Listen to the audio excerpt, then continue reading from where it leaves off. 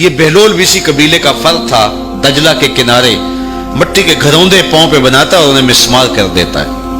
وہ کبھی آپ نے دیکھا ہوگا کہ بچے ریت میں اپنا پاؤں رکھ کر کے اوپر سے ریت تھپک لیتے ہیں اور پھر پاؤں ہولے سے نکال لیتے ہیں، بچ جائے تو بڑے خوش ہوتے ہیں، اور جب کھیل ختم ہو جاتے ہیں تو اسے گرا دیتے ہیں اپنے ہاتھوں سے۔ بہلول بھی اسی شغل میں لگا ہوا ہے۔ بہلول یہ کام کر رہا ہے، گروندے بناتا ہے گراتا ہے، گروندے بناتا ہے گراتا ہے۔ بادشاہ گزرا، پوچھا بہلول کیا کر رہے ہو؟ ہنس کے کہا جنت کے مکان بنا رہا ہوں۔ کہا بیچتے ہو؟ ہاں بیچتا ہوں۔ کتنے کا؟ 10 روپے کا، سیل لگائی ہوئی ہے۔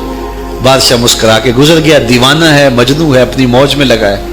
پیچھے سے ملکہ زبیدہ بھی آ رہی تھی، اس نے بھی دیکھا، کہا بہلول کیا کر رہے ہو؟ کہا جنت کے مکان بنا رہا ہوں۔ کہا بیچتے ہو؟ ہاں 10 روپے کا بیچتا ہوں۔ 10 روپے بادشاہوں کے لیے کیا ہوتے ہیں؟ 10 درہم نکالے، اس کو دیا، اس نے دریائے دجلہ میں پھینک دیا۔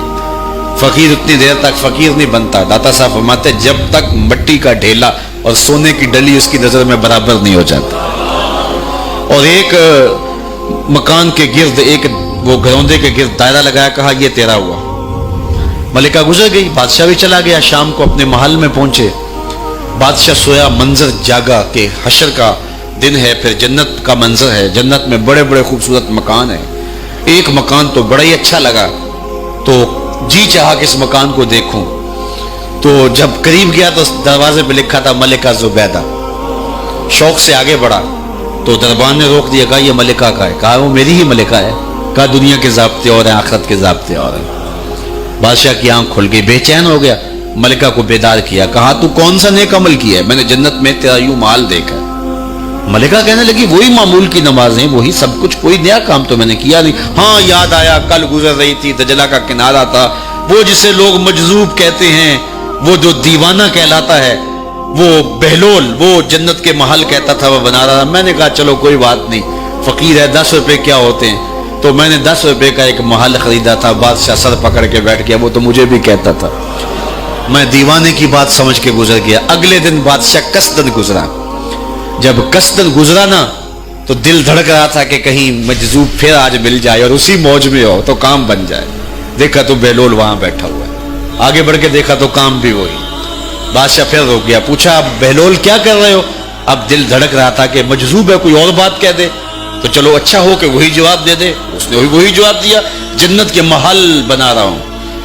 بادشاہ کا کچھ دل ٹھہرا، پھر کہا اچھا بیچتے بھی ہو؟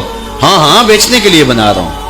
بادشاہ ادھر جیب میں ہاتھ ڈال رہا ہے اور ادھر پوچھ رہا ہے کتنے کا؟ کہا آدھی حکومت لگے گی۔ کہا کل تو 10 روپے کے بتا رہے تھے۔ کہا کل تم نے دیکھا نہیں تھا، آج سودا دیکھ کے لے رہے ہو۔ اللہ تعالیٰ ارشاد فرماتا ہے انما تنذر من اتبع الذکر وخشی الرحمن بالغیب، جو ان ڈٹھے سودے کرتے ہیں، جو بغیر دیکھ کے کرتے ہیں۔ اچھا چلو ایک خوشخبری میں آپ کو بھی سناؤں، اور وہ خوشخبری رسول اللہ کی زبان سے۔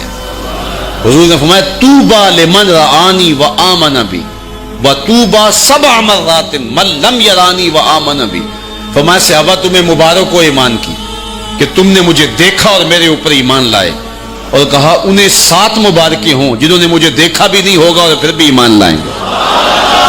انما تنذر من اتبع الذکر وخشی الرحمن بالغیب فبشرہ بمغفرۃ واجر کریم۔ ان کو بشارت دے دیجئے بڑی عزت والے اجر کی اور خوشخبری بھی۔ تو جس اجر کو میرا رب بھی کریم کہہ رہا ہے وہ اجر کیسا ہوگا؟ تو یہاں تو لہجہ دم توڑتا ہے اور الفاظ ساتھ نہیں دیتے کہ اجر کریم کی کیا تعریف کریں جس اجر کو میرے رب نے بھی کریم کی صفت سے موصوف کر دیا ہے۔